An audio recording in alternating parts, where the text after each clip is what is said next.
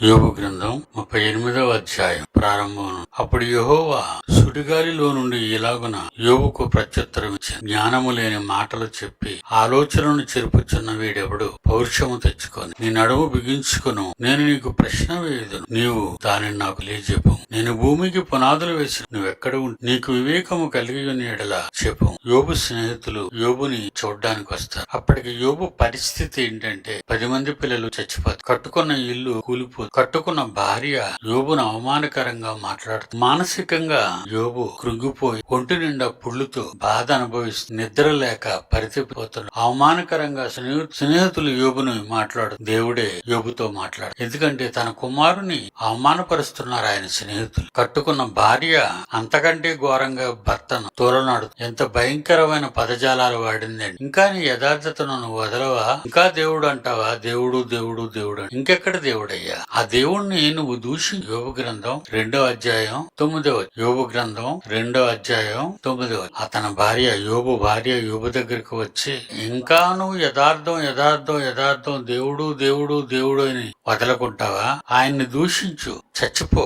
ఆయన్ని తిట్టి నువ్వు చచ్చిపో అంటాను. ఇదండి భార్య. అప్పటికి పిల్లలు 10 మంది చచ్చిపోయారు. తన ఒళ్ళంతా కుళ్ళిపోయింది. చిల్ల పెంకులతో కూడా తన ఒళ్ళుని ఆయన గీక్కున్నాడు గట్టి, దురద భరించలేక. అలాంటి సమయంలో భూమి మీద తన కుమారుడైన యోబు ఇంతగా పరితపించిపోతున్న పరలోకమందున దేవుడు ఉండలేక తన కొడుక్కి సుడిగాలిలో మాట్లాడుతున్నాడు. ఏవని 38 ప్రారంభంలో, అప్పుడు యెహోవా సుడిగాలిలో నుండి ఇలాగన యోబుకు ఉత్తరమిచ్చెను.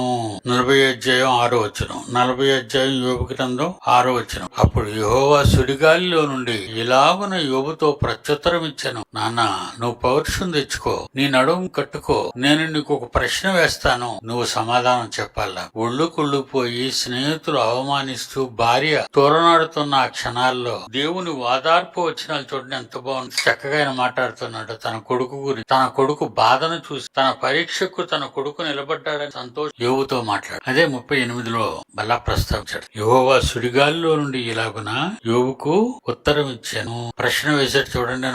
38వ అధ్యాయం యోబు గ్రంథం 4వ వచనంలో ప్రశ్న వేశాడు దేవుడు. యోబు, నేను నీవున్న ఈ భూమికి, ఈ విశ్వానికి, కేవలం ఒక భూమి కొరకు విశ్వాన్ని అంతటినీ సృష్టించి, కేవలం మనం ఉన్న ఈ నేల కోసం దీని చుట్టూ ఈ మహావిశ్వాన్ని దేవుడు తయారు చేశాడు. ఈ విశ్వం గురించి ఆయన, మనం ఉన్న నేల గురించి ఆయన ప్రశ్నలు అడుగుతున్నాడు.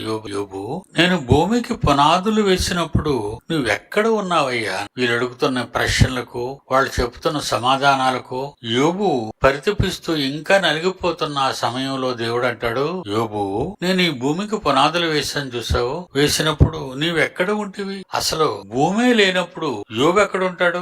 మనల్ని ప్రశ్న అడిగినా మనం కూడా అలాగే సమాధానం. మనుషులే లేనప్పుడు, భూమే లేనప్పుడు ఎక్కడ ఉన్నావని అడుగుతాడు ఏంటి దేవుడు? నువ్వు ఎక్కడ ఉన్నావు? కష్టాల్లో ఉన్న వారికి ఇలాంటి ప్రశ్నలా? విశ్వాన్ని గురించిన ప్రశ్న ఇది. అవును తండ్రి, ఈ భూమి, ఈ నేలే, మేమున్న ఈ నేలే లేనప్పుడు నేనెక్కడ ఉంటాను ప్రభువా? నువ్వు నేలను చేయాలి, నీవు భూమిని సృష్టించాలి, ఆదాం పుట్టాలి. అలాగ వంశం పెరుగుతూ పెరుగుతూ ఆదాం వంశంలో యోబుగా నేను నా తండ్రికి పుట్టాలి. నేను ఎక్కడ ఉన్నానని అడుగుతున్నావేటి తండ్రి? ఇదేం ప్రశ్న అయ్యా?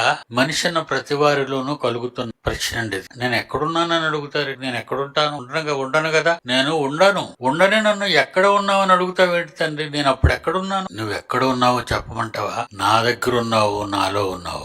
అదేనండి దేవుడి సమాధానం. నా దగ్గర ఉన్నావు, నాలో ఉన్నావు. 7వ వచనం వచ్చేసరికి, 7వ వచనం 38లో 7వ, ఉదయ నక్షత్రములు ఏకముగా కూడి పాడినప్పుడు, నక్షత్రాలన్నీ పాటలు పాడుతున్న సమయాన్న దేవదూతలందరూ, దేవుని కుమారులందరూ, దేవదూతలందరూ ఆనందించి జయధ్వనులు చేసినప్పుడు భూమికి మూలరాతిని వేసిన వాడెవడు? ప్రతివాళ్ళు ఇల్లు కట్టుకుంటూ మూలరాయి వేస్తారు. దేవుడు కూడా ఈ నేలను సృష్టించినప్పుడు భూమికి మూలరాతిని వేసిన వాడెవడు? ప్రారంభోత్సవం చేశానయ్యా నేను భూమికి. ఉదయ నక్షత్రములు ఏకముగా కూడి పాడినప్పుడు, దేవదూతలు, దేవుని కుమారులందరూ ఆనందించి జయధ్వనులు చేసినప్పుడు మూలరాతిని చేసిన వాడెవడు? దేవుని పిల్లలారా, కష్టాలలో ఉన్న ప్రతి మనిషికి దేవుడిచ్చే సమాధానం, నువ్వెప్పుడైతే అధిక కష్టాలలో ఉంటావో దేవుని కొరకు, లోకం కొరకు నువ్వు కాదు కష్టాలు పడ్డావు, దేవుని కొరకు నువ్వు ఎప్పుడు కష్టాలలో ఇరుక్కుంటావో అప్పుడే దేవుడు నిన్ను ఆదరిస్తాడు, నీ దగ్గరికి వస్తాడు, నీ ఆత్మతో మాట్లాడతాడు. అప్పుడు నువ్వెంతో పరవశించిపోతావు. ఆ అలాగంటూ అంటే మళ్ళీ చివరికి ఏమంటాడంటే ఇంకొక మాట అంటాడు. 20 ఏంటంటే ఆ మాట అందులోనే ఉంటది. 21:38 యోబు 21 చూడండి. యోబుని అంటున్నాడు, అది ఇదంతా నీకు తెలుసు, ఇదంతా నీకు తెలుసు, నీవు చాలా ముసలోడు అయ్యా, చాలా ముసలోడు. అప్పటికి యోబు మంచి వయసులో ఉన్నాడు. ఆయన బూడిద జల్లుకొని బూడిదలో కూర్చున్న ఆ టైము మంచి వయసులో ఉన్నాడు యోబు. ఆ వయసులో ఉన్న యోబును పట్టుకున్న దేవుడు అంటున్నాడు, నీవు బహువృద్ధుడవు, నీవు అప్పటికే పుట్టావు. భూమి లేనప్పుడు యోబు పుట్టడం ఏంటి? మనుషులకు వచ్చే ప్రశ్న. నేను భూమికి పునాది వేసిన, నీవు బహువృద్ధుడవు, ముసలివాడవి, బహుముసలివాడు, బాగా ముసలివాడు. అప్పటికే నేను భూమికి పునాది వేసినప్పటికీ ఎక్కడున్నాను తండ్రి నేనని పరితపించిపోతుంటే యోబు, నీవు అప్పటికే పుట్టి ఉంటివి అని మళ్ళీ ఏమంటున్నాడు కిందనే, నీకు అదంతయు ఇదంతయు నీకు తెలిసి ఉన్నది కదా, ఇదంతా నీకు తెలుసు కదా. నాకేం తెలుసు తండ్రి, నేను అప్పటికి పుట్టలేదు, నేను లేను అని కూడా యోబు అంటం లేదు, ఏమంటం లేదు. దేవుని పిల్లల ఒక విషయాన్ని మీకు గుర్తు చేస్తాను. 40 సంవత్సరాల క్రితం ప్రసన్న బాబు లేడు, 40 ఏళ్ల క్రితం ప్రసన్న బాబు. కానీ ఈ రాయించిన ఈ పవిత్రమైన ఈ మాటలు, మహాజ్ఞాన సంబంధమైన ఈ మాటలు చదువుతుంటే 40 ఏళ్ల క్రితం ఏంటి, 400 ఏళ్ళు ఏంటి, 4000 సంవత్సరాలు ఏంటి, అసలు భూమే పుట్టక ముందేంటి ప్రసన్న బాబు ఉన్నాడు అని నేనంట. ఈ మాటలు బట్టే ఎలా రీజన్ కావాలా? రీజన్ ఏదో చెప్పేకూడదు, నమ్మేయడమేమి, నేను చెప్పైతే నమ్మేయడమే అని బైబిల్ జాగ్రత్తగా వినండి. నీ వయసు ఎంత అయినప్పుడు 50 ఏళ్ళు. 50 ఏళ్ళు ప్రసన్న బాబు 50 ఏళ్ళు కరెక్ట్ గా చెప్తాను. 50 ఏళ్ళు క్రితం ప్రసన్న బాబు 50 years బ్యాక్, 50 ఏళ్ళు వెనక్కి వెళ్దాం, లేడు. ఎక్కడున్నాడు? 50 ఏళ్ల క్రితం లేడు కదండి, మీరు ఉన్నాడంటారేటి? సేమ్ దేవుడు అడిగిన ప్రశ్న కొన్ని సమాధానాలు ఇలాగే ఉన్నాయి. 50 ఏళ్ల క్రితం ప్రసన్న బాబు ఉన్నాడంటే ఉన్నాడు. 50 ఏళ్ల క్రితం ఎక్కడ ఉన్నాడు అని ప్రశ్నిస్తే వాళ్ళ అమ్మ కడుపులో 9 నెలలు, వాళ్ళ అమ్మ కడుపులో 9 నెలలు ఉన్నాడు. 9 నెలలకు ముందు ఎక్కడున్నాడు? వాళ్ళ అమ్మ కడుపులోకి రాకముందు, వాళ్ళ అమ్మ గర్భంలోకి రాకముందు వాడు ఎక్కడ ఉన్నాడు? పిడి సుద్దరావు అని ఆయన తండ్రిలో ఉన్నాడు, నాలో ఉన్నాడు. గర్భఫలము దేవుడిచ్చు బహుమానం. ఎవరికిచ్చాడు ఈ బహుమానాన్ని? వాడు 50 ఏళ్ల క్రితం వెనక్కి వెళితే 9 నెలలు వాడి తల్లి గర్భంలో ఉన్నాడు, 9 నెలలకు ముందు తండ్రి గర్భంలో ఉన్నాడు, నా గర్భంలో ఉన్నాడు. మీరు రెండోసారి తల్లి కంటుందంటున్నారు గానీ ముందు నేను కన్నాను వాడిని. మత్తయి వార్త 1వ అధ్యాయం ప్రారంభమును అబ్రహాము కుమారుడగు దావీదు కుమారుడైన యేసుక్రీస్తు వంశావళి. అది అబ్రహాము ఇస్సాకును కనెను. ఎవరు కన్నారట? అబ్రహాము ఇస్సాకును కనెను. సరే కదా, షారా కదా? దేవుడు అడిగిన ప్రశ్న ఈ ప్రపంచ మానవ జ్ఞానాన్ని సవాలు చేస్తూ దేవుడు రాయించిన పుస్తకం ఉండు. బైబిల్ ఏమో సామాన్యమైన పుస్తకం కాదు. అర్థం ఏటండి అబ్రహాం ఏటండి ఇస్సాకు, మన వాళ్ళకి అర్థం కాదు పాప అమాయకు. దేవుడు అడిగిన ప్రశ్నలు అర్థవంతమైన ప్రశ్నలు, అర్థరహితమైన ప్రశ్నలు కాదు. ఆయన అర్థం కాని వాడికి వెర్రుబాగులు వాడికి అర్థం కాదు, వెర్రుబాగులు వాడు. ఎంత పెద్దోడు ఆయన అర్థం కాకపోతే వెర్రుడే. దేవునిలో అబ్రహాము ఇస్సాకును కనెను. నెక్స్ట్ ఇస్సాకు యాకోబును కన్నాడా? ఇస్సాకు అండవేటి? ఇస్సాకు భార్య రెబ్కా ఎవరిని కన్నది? ఇస్సాకు భార్య రెబ్కా యాకోబుని కన్నది గాని ఇస్సాకు అండవేటి? అనగా ఆ వచనాలన్నీ చదువుతుంటే పురుషులే తమ గర్భాల నుండి తమ పిల్లలను 9 నెలలు శరీరాన్ని చేసుకోవడానికి తల్లిలోనికి పంపిస్తారు, భార్యలోనికి పంపిస్తాడు. మీకు అర్థమైందా? మళ్ళా చెప్తాను, కష్టంగా ఉంటది. తండ్రి పిల్లల్ని కంటాడు. బడికెళ్ళారు అనుకోండి, మీ పిల్లాడిని తీసుకుని బడికెళ్ళారని, ప్రసన్న బాబు అండి మా అబ్బాయి స్కూల్లో సీట్ ఇవ్వండి అంటే అప్లికేషన్ నింపండి, పేరు ప్రసన్న బాబు. ఈయన తల్లి పేరు ఏంటి అని అడుగుతారా, తండ్రి పేరు ఏంటి అని అడుగుతారా? చెప్పండి. తండ్రి సన్ ఆఫ్, మదర్ ఆఫ్ కాదు, మదర్ ఆఫ్ కాదు, కన్నది తల్లి పేరు ఏంటి అని అడుగుతారా?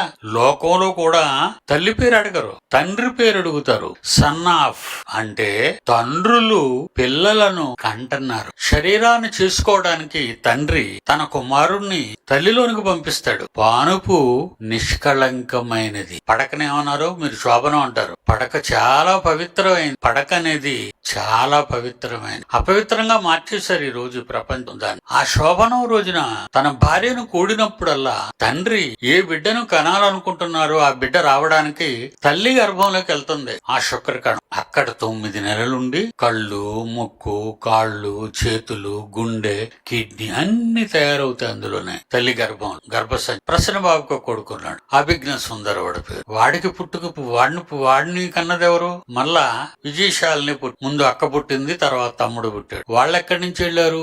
నాలో నుంచి వెళ్లిన వారే వాళ్ళంతానా, మర్చిపోకండి. అందరూ తండ్రిలో నుంచే తల్లిలోనికి వెళ్తారు, తల్లిలో నుంచి మానవ ప్రపంచానికి వస్తారు. అభిజ్ఞ సుందర్ ప్రసన్న బాబు దగ్గరికి వెళ్ళిపోతే, ప్రసన్న బాబు లోపలికి వెళ్ళిపోతే, ప్రసన్న బాబు నా లోపలికి వచ్చేస్తే, అంతే కదండి, లింక్ అదే కదా. అభిజ్ఞ సుందర్ ప్రసన్న బాబులోకి వెళ్ళిపోతాడు, పుట్టక ముందు ఉంటాడు. ప్రసన్న బాబు పుట్టక ముందు నాలో ఉంటాడు. నేను పుట్టక ముందు నా తండ్రి గర్భంలో ఉంటాను. నా తండ్రి లాజరస్ గారు ఆయన గర్భంలోకి వెళ్ళిపోతాను. ఆయన పుట్టక ముందు మా తాతయ్య గర్భంలోకి వెళ్ళిపోతాడు ఆయన. ఇలా వీళ్ళు గర్భాలలోనికి వెళుతూ వెళుతూ వెళుతూ వెళుతూ వెళుతూ ఒక దగ్గర ఆగిపోతారు. ప్రారంభం దగ్గరకు వచ్చేసరికి ఆగిపోతారు. అది ఎవరంటే మానవాళికి తండ్రి అయిన ఆది తండ్రి ఆదాము. అవి ఎక్కడి నుంచి వచ్చింది? ఆదాములో నుంచే. అవను మళ్ళీ ఎక్కడి నుంచి? మళ్ళీ అవను సృష్టించలేదు దేవుడు. ఆదాముకి నిద్ర కలుగజేసి గాఢ నిద్ర, ఆయన చర్మాన్ని కొంత తీసి మాంసాన్ని దాని ఎముకలతో కట్టి, ఒక ఎముక తీసి ఆదాము ఎముకలన్నింటినీ చేశాడు దేవుడు, పరలోకపు తండ్రి. అప్పటికి ఇంకా ఆదాము లేడు. బొమ్మ ఉంది కిందని, బొమ్మను చేశాడు ఆయన. మీ పాటల్లో చూపిస్తుంటారు పిల్లలు. బొమ్మను చేశాడు. బొమ్మలోకి ఆదాము రాలేదు. దేవుడే ఆదాములోనికి తనలో ఉన్న జీవాన్ని ప్రవేశపెట్టాడు. దేవుడే ఆదాములోనికి తనలో ఉన్న జీవాన్ని ప్రవేశపెట్టాడు. అప్పుడు ఆదాము లేచాడు. ఇప్పుడు ఆదాము ఎక్కడి నుంచి వచ్చాడు?